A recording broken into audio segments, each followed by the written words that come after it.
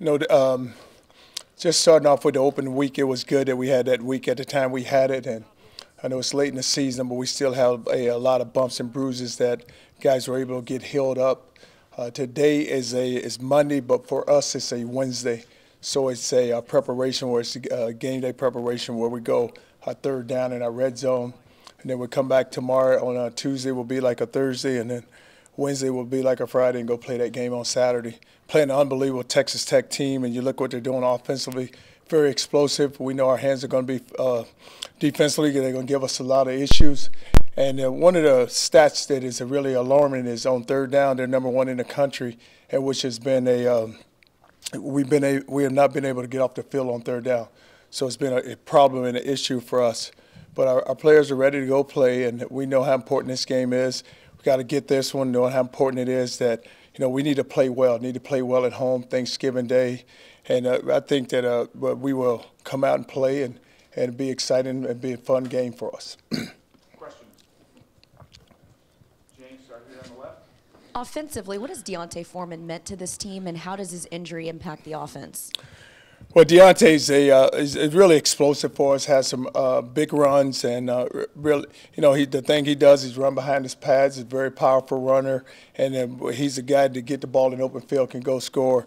You know, the injury is going to hurt us because you know, right now I don't know. You know, if I would say right now he would not play on Thursday, and so you know, we got other guys where other guys got to step in and go play.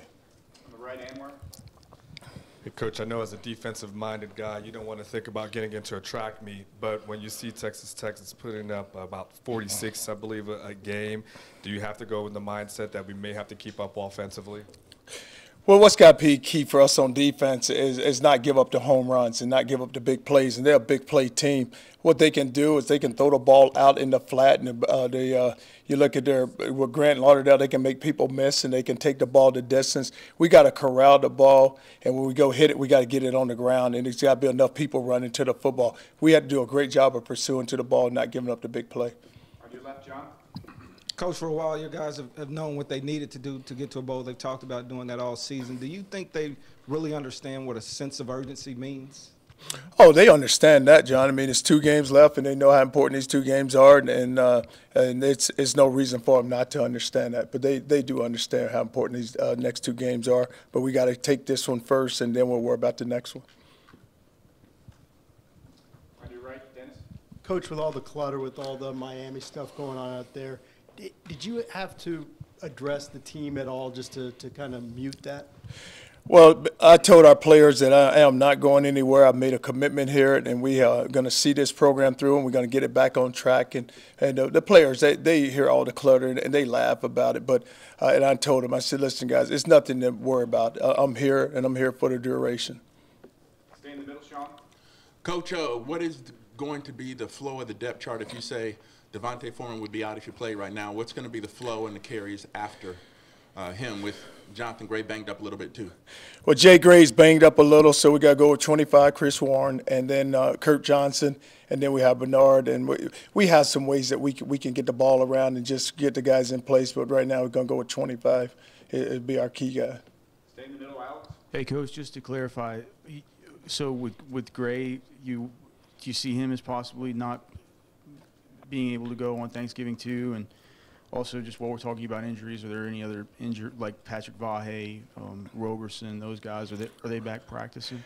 No, Jay Gray and Vahe are the 2, and everyone else is practicing. And Vahe probably won't be able to go. We're going to look at him coming back the following week. And Jay Gray is going to be what happens from here up until Thursday with him.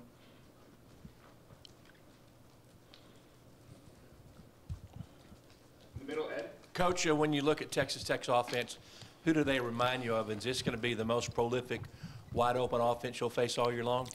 Oh, it will be, Ed, because you have a 3,000-yard passer, you have a 1,000-yard receiver, a 1,000-yard rusher.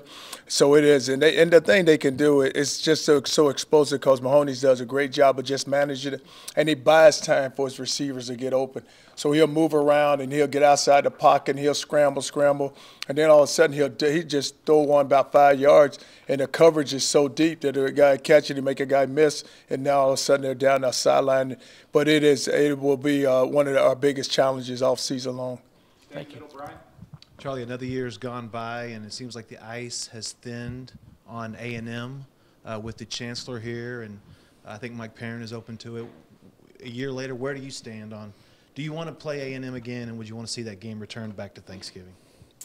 Oh, I would love to play Texas A&M, and I just think that you look at it and you look at two in-state rivals. It's a big-time game for us, and I would love for it to happen, but it's, a lot of things have to be worked out for that to for it to be that. But you look at a Thanksgiving Day game, and you would love to see that happen. Questions? On your left, Kirk. Charlie, you got a smaller senior group. What do you feel like you've gotten out of the senior class? It is, Kurt. I was just looking at that list. I think we have 22 seniors, and of the 22, I think 14 are scholarship. And you know what? You always, when a young man get to a senior year, you always sort of make sure that they go out the right way. And you would like to have a winning season for them, and that's still in place for us if we go out and get these next two. But you look at Duke, you look at Jay Gray, you look at Sed Flowers, you look at Shiro, you look at Tank, DeJay, Marcus Johnson. There's some guys in there, and some maybe I've forgotten about. But there's some guys in there that are good, that have meant a lot to this university and done a lot of good things. Della Torre, he comes up to me and he wasn't able to play, I think, 2 weeks ago. And he says, Coach, when I get back, are you going to put me back on special teams and I'm going to get my position back? And I said, yes, you're healthy, you will. But he wanted to be out there so bad, Nick Rose. But those guys that have done so much and have meant so much, and you just wanted to just end the right way for him. You look at Taylor Doyle and what he's done for that offense, and what reason why our offensive line is playing so well, because of some of the things that he's doing. On your right, Jeff. Charlie, can you just kind of assess the linebacker position with Malik kind of battling the cold, and you got Ed Freeman back? Just kind of where do you feel like you're at that position right now? Well, the guy who's playing really outstanding for us at backer right now is Pete Jenkins, and he's another one of those seniors. And Pete has had an unbelievable year. But, the thing about Malik is he plays, so it's not so much he's battling the code, but he goes out there and competes. So that position is not an issue for us. Now you get Freeman back, but you're still going to have those guys out there with Wheeler. But you can still have enough there in place with Tim Cole that guys can go out and go compete. On your left, center. Charlie, Gerard Hurd, what are the conversations been like for him with you guys being banged up and running back? This game kind of screams for him to get loose in the run game. Well, you look at the numbers that their defense put up, and what people have been successful is running the football. But we have to protect our quarterback too. And good thing about it, we have two. So, with Gerard Hurd, he's still got to command the offense, and he's got to do the things we ask him to do on offense. But, when there's a time for him to take off with it, he probably will. But, we're just not going to throw him out there and let him run up and down the field because, I think that we block right, and we should. The 25, you can turn him loose. And Warren, he's big and strong and physical enough where he'll get his yards. Stay on the left, Jane. Staying with Chris Warren, when you've called on a lot of your freshmen to step up, they've taken advantage of some of those opportunities. What are you hoping to see from Chris Warren, and what will this game do for him as you start preparing for next year? Well, if you think about it, the whole season we went into the game, it's been three. It's been Deontay, it's been Jay Gray, and Chris Warren, those three guys. And Warren hasn't had the carries that the other two has had. So this will be a game for him where he'll be able to step out and get those carries. And I feel really comfortable with Chris Warren because he's a big, physical, strong, very mature for his age. But I don't see where he's going to back down at all. And he'll take advantage of this opportunity. On your right, Jeff. Charlie, with with Deontay's situation, with Jay Gray's situation, is this a deal where you might look at maybe getting Jay a little more involved, maybe expanding what he can do, and maybe getting a look at a guy like Ryan Newsom who could maybe give you some pop? Well, you still have Kurt Johnson sitting there, and Kurt's done a great job. He's done good for us on special teams. So, at that position, we have enough options where if something was to happen, where we can plug another guy in and just continue the flow of it. But, you can't look at it where you can go down with another injury because you just don't have – you need that big old back, and that's what you got right now with Chris Warren, a big physical back. In the back middle, Anthony. Coach, senior day, a lot of emotion in this game. What can you say about these seniors class, what they've been through? And I know a lot of them love you, Coach, and you want them to go out on top to win this game? I do. It's been a tough road for our senior class, and you think about it when they signed on here. I don't know what they were ranked just in the recruiting class, but they had they had a vision high. They had a lot of high goals, and it hasn't happened for them. But you just want them to go out the right way on Thursday night and it's Thanksgiving Day, and I know it's gonna be a lot of emotion for them. But I told them, hey, at the beginning, it'd be very emotional, but once that game starts, we gotta just tone it down and let's just go play. But you wanted to end the right way for them. Charlie, it's been kind of a shotgun wedding for you and Mike Perrin here, but can you talk about that relationship and how open it is, how much y'all are talking about how things need to be? I know the first 20 months were a little rough. Well, Mike is an unbelievable person, and he's going to do a great job. And he has that leadership ability about him where he can get things done. But we have a relationship, and he understands the football side of it, and not only football side, but with every program within the athletic department, because that's what he's going to have to do. But it's not one of those where he walks into it and he understands and he knows it's all about people and it's all about relationship, and he's a people's person, so he's going to be great at it. Back middle, Steve. Hey, Coach. Part of Tech's real attack is they like to throw the ball to the backs coming out of the backfield. You guys don't do a lot of that. Y'all done some, but not a whole lot. Does that hamper you guys in practice because you haven't seen that a lot since y'all aren't doing it a lot? No, Steve. What we do when we practice, because they move their receivers around. So number 11, Grant, he's going to play wide receiver. He's going to play running back. They're going to put him in the number. You have to know where he is all the time, and he has to be accounted for. So as long as you can find him, you have a chance, because they're going to throw the ball out there and they're going to run a screen with him. They're going to flare the ball out in the backfield, throw it to him. They're always trying to get him one-on-one and just get him in the open field, because he's very dangerous. You look at him back there on the kickoff. He returned their kickoffs, their return guy on their kickoff return. And I told our kickoff team that it's not one of those where you run down and relax, because it doesn't matter how deep the ball is kicked. He's going to bring it out, and he's going to make something happen with it. Coach, how impressed have you been with Tank and the job he's done coming back from everything that he went? He shows up here in coat and tie on Monday and wants to be a part of this. And then second, with DeJay, just his road here as well, and how many times you thought he wouldn't be here anymore and all that kind of stuff. I tell you what, Tank, I call him young corporate America, because he walks in there with his shirt and tie on, and he has that business look to him. But once he got healthy, he really came on and started playing very well for us, and it just does a great job of just commanding the middle and just chases the ball, just plays so hard. And when he's in the game, because from start to finish, I mean, he's just going. And DeJay, I was just telling him the other day, I said, you know what, I'm so proud of you and so happy, because you have come a million miles. And I said, I can remember the first day I took this job. I was downstairs, and he come walking in, and he had some of his friends with him. And I said, hey, what's your? He came up to him, and I said, what's your name? And he said, DeJay. I said, oh, you the guy I've been wanting to meet. I heard a lot about you. And so he didn't like what I had to say to him. But just to see just how far he's come, and some of the guys that got dismissed, he was in the worst position of all of them.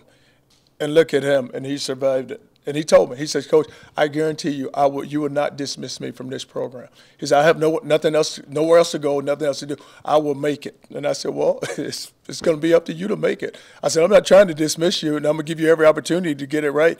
But just to see him do it, he has a chance to graduate in the spring. And I told him, I said, you're going to stay here, and you're going to get your degree, and then you can go train wherever you want to go train. But you're going to stay here and get your degree before you walk out of here. I'm not going to let you just go take a semester off. Charlie, there was sort of a national implication recently that things were getting too tough for you here and you wanted a way out.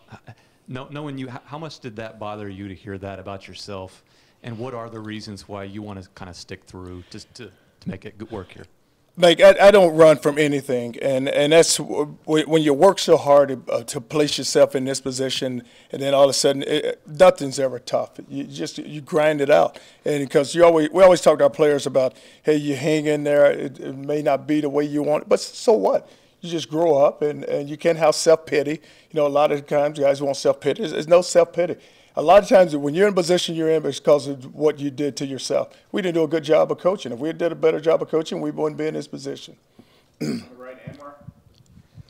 Coach, DeAndre McNeil's been pretty vocal on social media saying how he wants to be more involved. He can score touchdowns. And Coach Norvell said there's a couple other little things that go beyond just playing. What does he have to do, maybe on and off the field, to be able to get the opportunities he says he deserves? Get off social media. then he start there. Then he get his first chance, but he gets his chance like everyone else. Coach, you said about TJ, get your degree and then go train. Just speaking of that, we're getting into the NFL draft time. Some, draft analysts are saying that they think Texas might not have any players drafted again this year. Do you see any of these guys getting drafted for one? Who are some guys who you could possibly see? And for two, has Hassan Ridgeway talked to you at all about maybe checking what his status would be with the advisory committee? Well, if Ridgeway was asked me, I'm his advisor. I help him out with that. But no, I haven't really spoke. I don't get a chance to talk to those scouts. They talk to the other coaches. But we just wait and see at the end of the season how it goes. Stay in the middle, Brian. Charlie, going back to Mike's question, the top academic person here has been out. There's no South End Zone expansion plans anytime soon. There's an interim AD. I mean, can you stand there? Are you absolutely certain that Texas has and will do whatever it takes to make you and this program successful? Brian, it will. I mean, you think about it, and I know so much is being made about what you don't have. You don't have this. I mean, I've come from programs where if you look at our facilities, sometimes just take some paint and throw up on the wall. They're going to be fine. It's not like we're walking into a facility and you're saying, hey, we're so far behind. Or we're behind on, because we don't have a barber shop in our locker room. I don't know. And a lot of times it comes down, when you recruit, it's all about recruiting character. It's about recruiting young men who want to be here. And that's, you look at just recruiting-wise, a lot of players, they're not into the flash. And some players are, some players aren't. If they're into the flash, this may not be the place for them. But I tell you this, they're going to have a chance to walk out here into a stadium and play in front of a big-time crowd, and all those things are going to happen for them. But, I don't you're at the University of Texas. The commitment is here. Now, it's all about, like I said, it's all about us getting it right and doing our part also. From your left, John. Coach, you said you guys wouldn't be in this position if you guys were coaching better. Do you put any accountability on the players? Well, it is, John, but it's also on us. I go back through the season, and I start with that first game at Notre Dame, and I probably built the game up so much myself, because even before we played that game, I think like 2 weeks before we played it, every day I showed them something about South Bend, about Notre Dame, about their tradition, about our tradition, and then we get there and we just don't play well. Then you get to the California game, where you're a point away from, and then if we just go play better and go stop them 1 or 2 times on D, and then you look at the Oklahoma State game. But there's games, you look at the TCU game where we just walked out there and didn't do anything, and then the Iowa State game. But we got to do it. We could have done a better job of coaching, a better job of preparing our kids, and get them ready to go play it. And it does. And I do. I look at myself and I said that I could have done a whole lot better job than what we did. Charlie, can you kind of assess where your quarterback depth is, not just obviously now, but going into next year? And is bringing in a junior college guy or looking for a graduate transfer to compete and make that room better, is that something that you might look at for next season? Well, Jeff, you're at the quarterback position. They're going to be a year older next year. So you look at Swoops, he plays with a lot of confidence.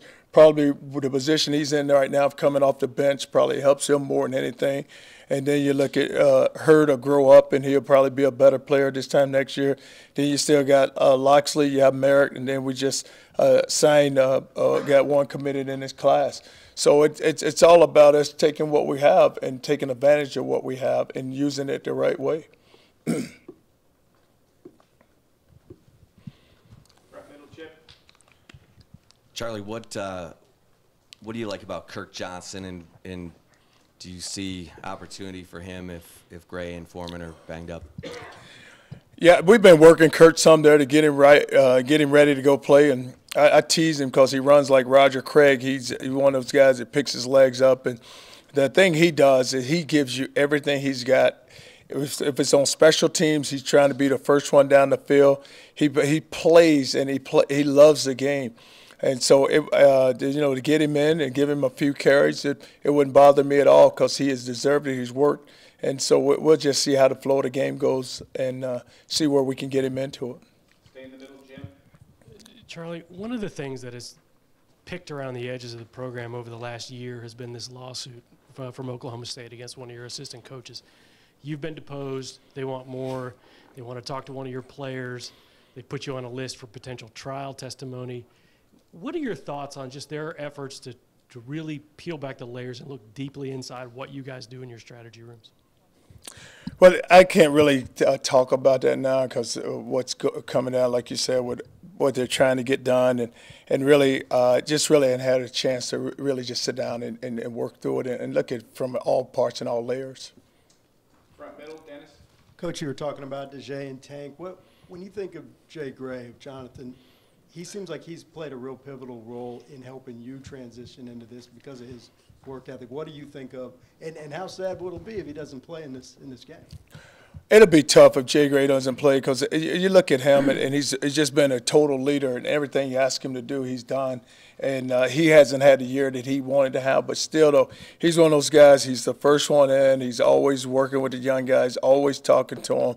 But he is such a special player. Not only just a special person.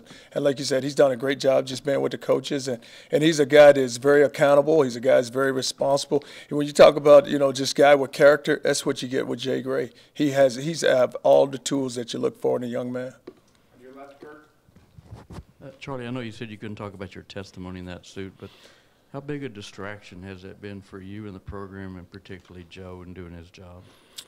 Kurt, I really, for me it hasn't been because I haven't really thought about it because I just, I can only, I try to get our team ready, so I really haven't thought about it at all. How about for Joe? I don't know. I don't know how much Joe has because, every day he just works and never has brought it up or even talked about it. Your left, Cedric. Charlie, are you guys tinkering with the tempo because of Tech's ability to score points? Or are you looking to take their eye out of the ball this weekend?